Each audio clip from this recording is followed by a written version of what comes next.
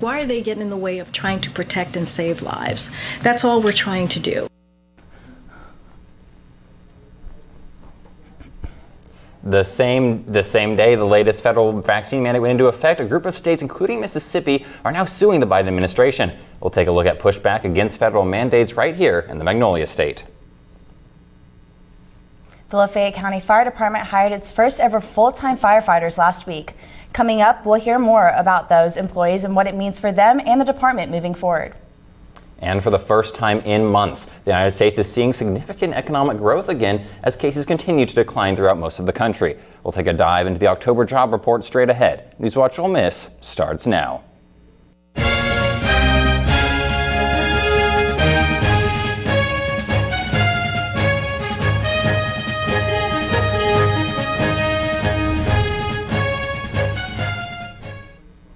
Good evening and welcome to NewsWatch Ole Miss. I'm Lila Blue. And I'm Gavin Norton. Here on the Ole Miss campus, vaccines are a hot topic as many university employees, including student workers, face a decision on whether or not to get vaccinated or lose their jobs. NewsWatch reporter Olivia Wright set out to find out if the mandate is giving workers any peace of mind. The University of Mississippi recently issued a mandate that complies with President Biden's executive order on COVID safety protocols that requires all faculty and student employees to submit proof of vaccination online to be able to continue their employment. Student employees and students in general have different opinions on this new mandate. Jamie Anderson, a student employee at the library, says that this mandate makes her feel safer on campus. Yes, it does. Just knowing that everyone is vaccinated and everyone is fully up to date, that makes me feel safer, knowing that we're all vaccinated. Zuri Dixon, an employee at the student union, agrees. And I agree because it makes our campus community safer. It gives us an opportunity to push forward so we can get rid of the mask and just come back to some type of normalcy. However, student Samuel Money disagrees with the mandate. I feel like just because you're an employee of the university doesn't mean you should be vaccinated. Like, you still have that choice like students. November 24th is the deadline for student employees and faculty members to submit their proof of vaccination. This has proven to be a controversial topic here on campus. Medical specialists and HR department employees are holding Q&A sessions during this week and next to explain the mandate in detail and explain the exceptions to this requirement that include extreme religious beliefs or a medical condition that can also be submitted to the university with valid proof. This is Olivia Wright with NewsWatch Ole Miss. University employees who are already fully vaccinated can submit a picture of their vaccination card online at forms.olemiss.edu/vaccination record. The White House is standing its ground regarding a mandate challenge after Louisiana, Indiana, and Mississippi filed a lawsuit against the Biden administration yesterday. These states claim the recent vaccine mandates allow federal overreach and could potentially impact the workforce in a negative way. Florida's Attorney General says she will legally challenge the mandate, along with South Carolina Governor Henry McMaster prohibiting vaccine requirements in state agencies. Despite this, the White House says it's confident in its authority to mandate vaccines for workers.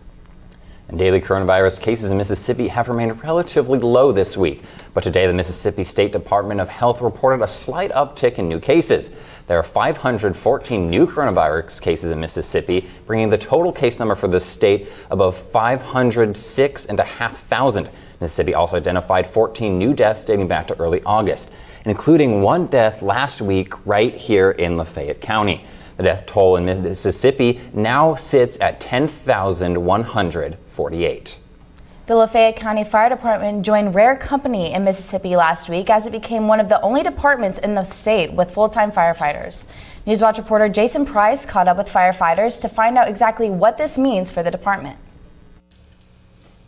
For the first time in its history, the Lafayette County Fire Department has full-time firefighters. So 82 counties in the state, and I think maybe 3 have full-time firefighters. So to be a part of that and for that to be in Lafayette County is a very, very proud moment for us. Deputy Fire Chief Justin Sneed says that until now, the Lafayette County Fire Department has been supported by part-time and volunteer firefighters. And now 9 of them have been promoted and will receive full benefits. It's something we've been working for a long time, and we're just glad to see it and very excited for the future. The first full-time hires for the department come as the number of calls is higher than ever. Since 2007, calls have risen from 400 a year to now 1,500 a year. Sneed says the full-time promotions will not only help the fire department, but the entire community. Not only will we be able to get to calls faster, we'll be able to support the city fire department, the ambulance service will be able to provide medical treatment a lot faster and supplement some of the ambulance service needs. For newly promoted Lieutenant Jamie Roy, this promotion means continuing the family tradition. I'm actually a third generation fireman. My granddad and dad both were firemen here, and I just always loved it. Grew up in it, loved it. The new full-time firefighters will each work 3 24-hour shifts a week. The department hopes to continue the additions with more stations across the county and more full-time firefighters. Jason Price, NewsWatch Ole Miss. If you're interested in becoming a firefighter yourself, you can print off an application from the Lafayette County Fire Department's website and turn it in at their central station at 50 County Road 1035. And now NewsWatch brings you more Highway 7 safety updates. Lieutenant Governor Delbert Hosemann now signing on the request for federal funding. The request for more funds towards the construction of Highway 7, particularly the area of Highway 7 between the Highway 7 and 9 intersection, has gained traction since early last month. That was when 3 fatal wrecks occurred within 24 hours. Now, the city of Oxford has already spent $7 million on the project. The state itself has estimated the desired change for the entire project would cost $110 million. This change, though, would make Highway 7 a 4-lane highway instead of a 2-lane highway for the 6.5 miles both north and south of the 7-9 split. And with Hosemann on board, the city hopes the appeal for federal funds can finally gain some traction. Despite a drop in phone calls to the Oxford Police Department regarding drug overdoses, drug use in Oxford is not on the decline. Oxford Chief of Police Jeff McCutcheon said police are now finding Narcan in houses. McCutcheon says the number of overdoses is not going down, but now people are supplying Narcan to reverse symptoms of an opioid overdose themselves. Narcan was distributed to members of Greek life on campus as a safety precaution implemented last April. The university hopes that educating leaders on campus will help spread awareness to students. An Ole Miss alum, William McGee, died from an accidental drug overdose 8 years ago. But now his father is releasing a new book centered around the loss he suffered and recovering from addiction. And he launched his new book right here on campus this week. NewsWatch reporter Anna Caroline Barker went to the event and sat down with author David McGee. On Tuesday night at the Ford Center, author David McGee celebrated the national launch of his book, Dear William, a book about substance abuse and overcoming addiction, sponsored by the Ole Miss Women's Council. Back in 2013, McGee lost his son, William, who was an Ole Miss alum, to an accidental drug overdose.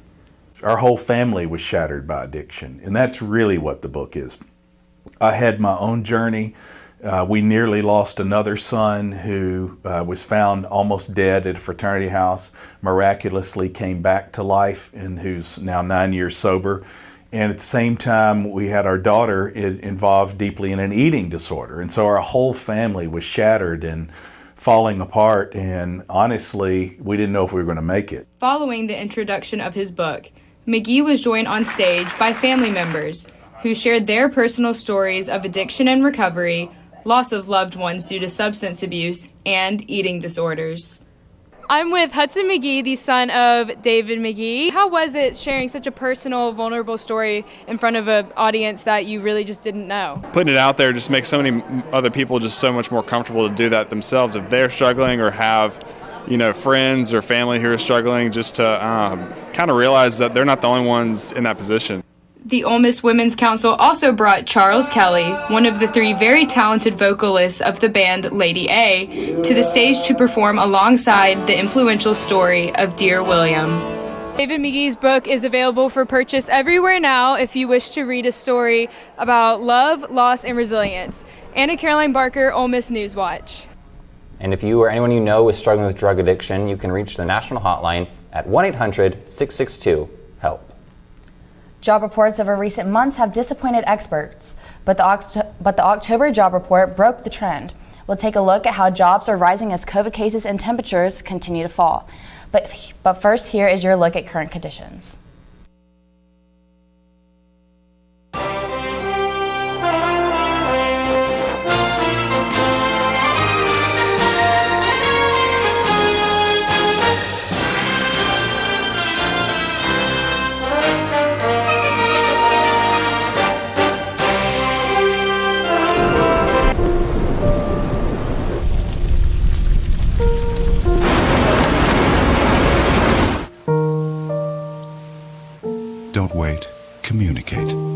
Make your emergency plan today. Me and my boy Matt had it good. He had catnip that was off the hook. But one day, he brings a girl home, and she's allergic to cats. Every sneeze was a nail in my coffin. Now I'm in a shelter. It's decent, but they don't even have Wi-Fi.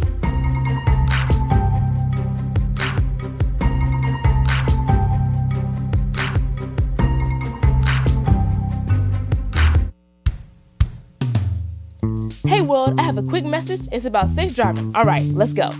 Anytime you're driving, have the seatbelt buckled tight. Both hands on the wheel and your phone out of sight. When not in your hand, trying to text somebody back. Because if you do, your car might get smacked. The moral of the story, just put your phone down. The people on the road will stay safe and sound. Put your phone down, put your phone down. People on the road will stay safe and sound. Yeah. Jason, let's go see your room.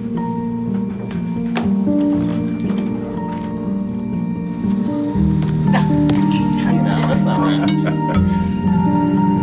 How was it? Is it good?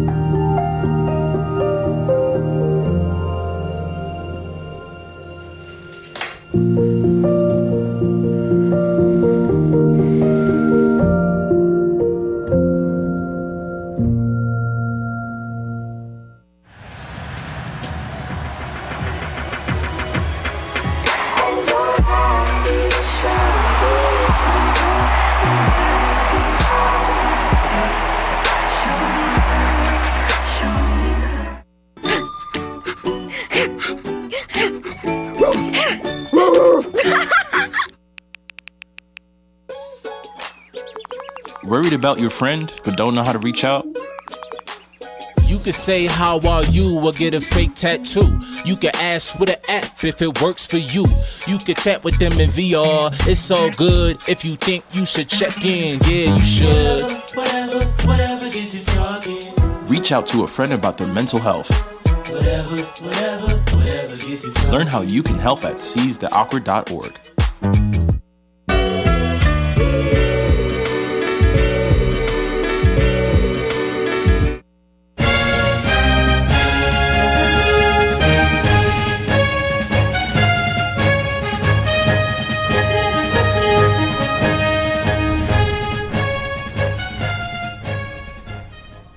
A new update on the Pfizer COVID-19 pill.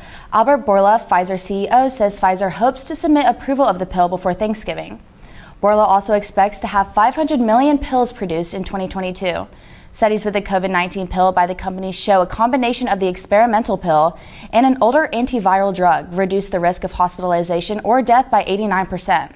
However, that data has not been officially peer-reviewed or published. The company said that only 1% of those studied who received the pill found themselves in the hospital with coronavirus. That's compared to 7% of those who got the placebo. 7 people who got placebos died from the virus. And General Colin Powell, remembered for his years in public service, was laid to rest today.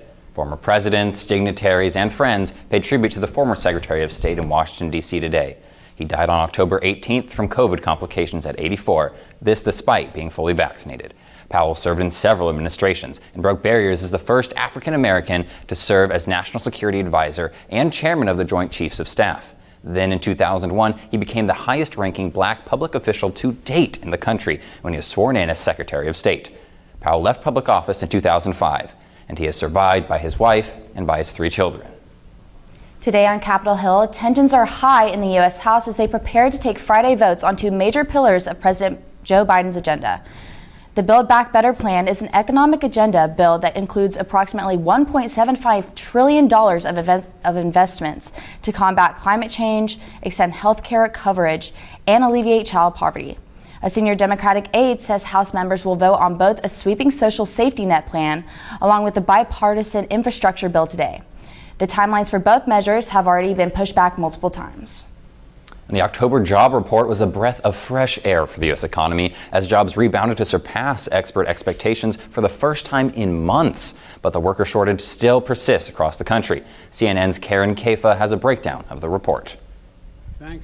President Joe Biden upbeat about the nation's economic recovery after a better than expected October jobs report. There's a lot more to be done. We still have to tackle the costs that American families are facing.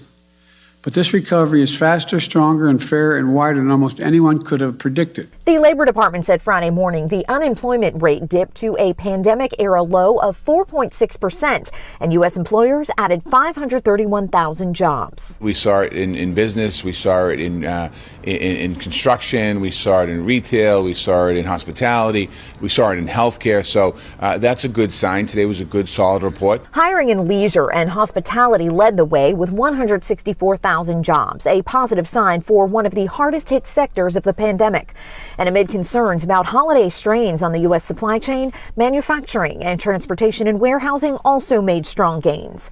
But the labor participation rate remains below pre-pandemic levels as millions of American workers remain on the sidelines, especially those who care for children and other home responsibilities. There are these rocky periods where, you simply can't smooth over the issues trying to get people back in the labor force, get them retrained. The tight labor market has pushed average hourly wages higher, almost 5% from 1 year ago, but struggling to keep pace with recent inflation in consumer prices. In Washington, I'm Karen Kafa.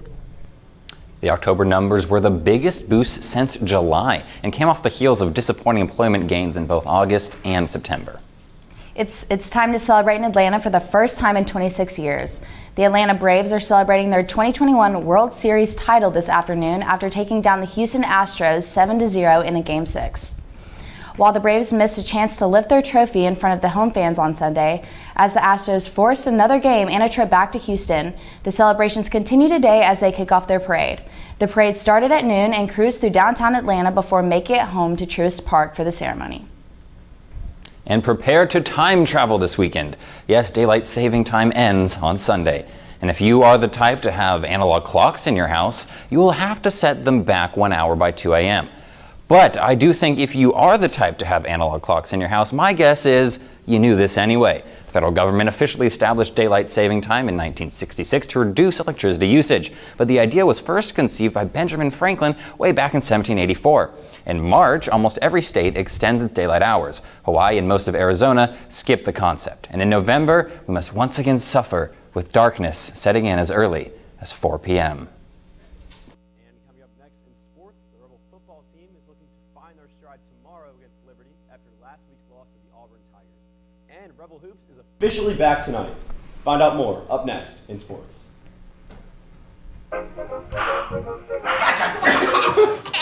I surrender. All right, pal. Hey, Dad. Do we have a gun? What's up? Do we have a gun? Why do you ask that, kiddo? Can I play with it? No, absolutely not. It's not a toy. You know that. Anyway, I need it to protect you, your sister, and Mom. But what about the 8 kids who get shot every day by mistake? Where'd you hear that? Where do you keep it? It's hidden. I bet it's on the top shelf of the closet, under your sweatshirts. Is it loaded? Remember when I found my Christmas gift?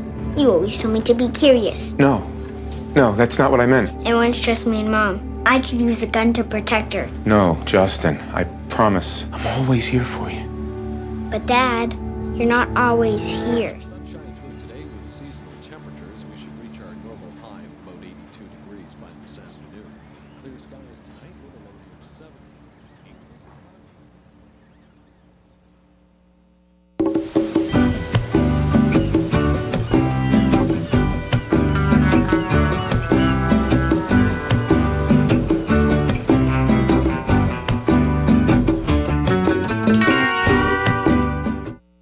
There's an epidemic spreading.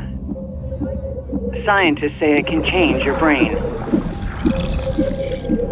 It can release dangerous chemicals like formaldehyde into your bloodstream. It can expose your lungs to acrolein, which can cause irreversible damage. It's not a parasite, not a virus, not an infection. It's vaping.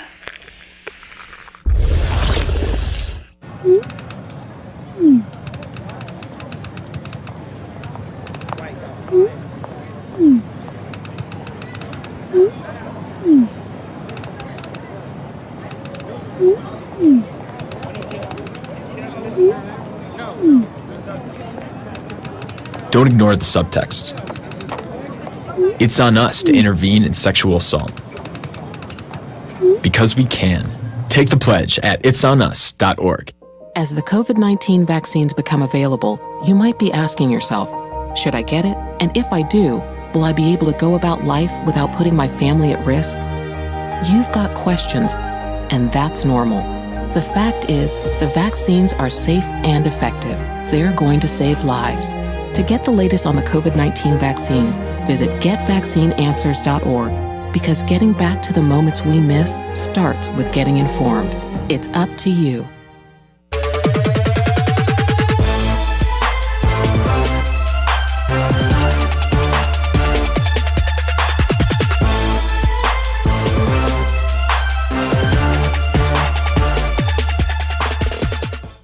Hugh Freeze will make his return to Oxford to coach against Ole Miss tomorrow when the 16th-ranked Rebel football team clashes with Liberty. It will be a battle of Heisman candidates tomorrow. Flames quarterback Malik Willis and Ole Miss quarterback Matt Corral are both enjoying lots of success this season. The Rebels will look to rebound off of last week's loss against Auburn, where they were held to a season-low 20 points.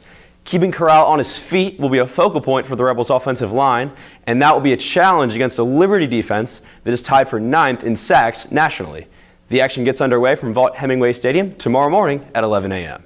Kicking things over to the soccer field, the number 21 ranked squad suffered a heartbreaking defeat last night against the 10th ranked Tennessee Volunteers in the SEC tournament semifinal. On a chilly night with stiff wind blowing, the two teams battled back and forth, and the game was knotted at halftime. Tennessee regained the lead early in the second half, and the Rebels equalized again in the 76th minute, but an own goal in the 86th minute gave Tennessee a 3-2 lead, and they went on to win by that score. The attention now shifts to the NCAA Tournament Selection Show, which takes place on Monday. And now for some local high school football action. Oxford High School and Lafayette High School were both in action last night. The Oxford Chargers fell 48-7 in their battle with Madison Central, putting them at 7-4 overall and 5-2 in league play. Their next matchup is against South Panola on November 12th. And the Lafayette Commodores defeated Lake Cormorant by a score of 28-19. The Doors now sit at 9-2 overall and 6-1 in league play. And they will also be in action on the 12th. Their opponent is Holmes County Central. And dribbling things over to the hardwood, Rebel basketball is back tonight, with the men's team getting things underway with a scrimmage against Trevecca Nazarene. This will be Kermit Davis's fourth year at the helm, and the leader of his squad will be senior guard Jarkel Joyner. The Oxford native averaged 12 points per game in his junior campaign, and he shot 84.5% from the free throw line, which was third best in the SEC. There is no radio or TV coverage for tonight's game, so be sure to get to the pavilion to catch the action. Now ending things off with some Thursday night football action, the New York Jets took a trip to Indianapolis last night for a battle with the Colts. It was the Colts' running game that got going early and never stopped. Jonathan Taylor ran for 172 yards and 2 touchdowns to lead his team to a 45-30 victory. Colts quarterback Carson Wentz also looked good in the win, throwing for 272 yards and 3 touchdown passes. His high level of play this season has been a pleasant surprise for Colts fans. Despite the loss, former Rebel wideout Elijah Moore was a bright spot for the Jets. He hauled in 7 passes for 84 yards and a pair of touchdowns. The Colts moved to 3-5 on the season. Their next opponent is the struggling Jacksonville Jaguars. And the Jets now sit at 2-5. Their attention now turns to their matchup with the Buffalo Bills next Sunday. And that's all I've got for sports. Make sure to follow us on Twitter at @Rebel_Watch for the latest sports updates.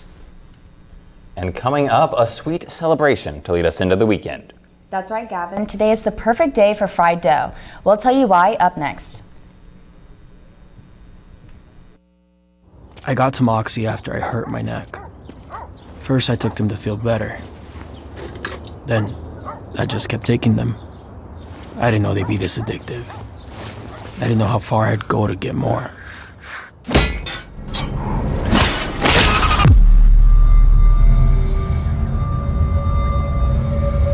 Opioid dependence can happen after just 5 days. Know the truth, spread the truth. We're all just trying to keep things running for those who rely on us. That's why we don't have time to be sick with the flu. We don't have time for delays. We don't have time for spills. Next. We don't have time for setbacks. Let's be real. Getting the flu shot helps you fight the flu. Get a flu shot for yourself and those around you too. Before we celebrate the freedom most Americans have, we must fight for the freedom all Americans deserve.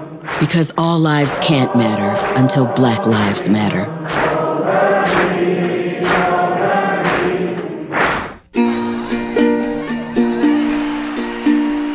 I'll be seeing you in all the old familiar places that this heart of mine embraces all day through. In that small cafe,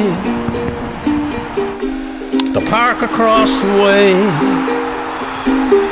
the children's carousel, the chestnut trees, the wishing well. I'll find you in the morning sun, and when the night is blue, I'll be looking at the moon, and I'll be seeing you. I'll be looking at the moon, and I'll be seeing you. We are Ole Miss Rebels. As Mississippi's flagship university, we dig deeper, see farther, work harder. We pioneered human organ transplants. We helped prove Einstein's theory of gravitational waves. We are distinguished as a Carnegie R1 top 2.5% research institution. We are Ole Miss, transforming lives and the world.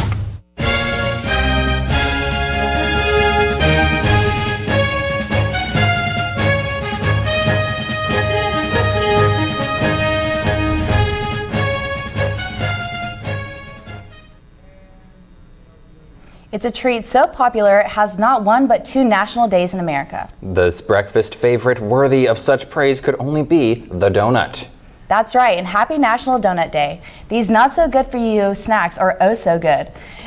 So good that America eats over 10 billion donuts a year. That comes out to be around 31 donuts per person.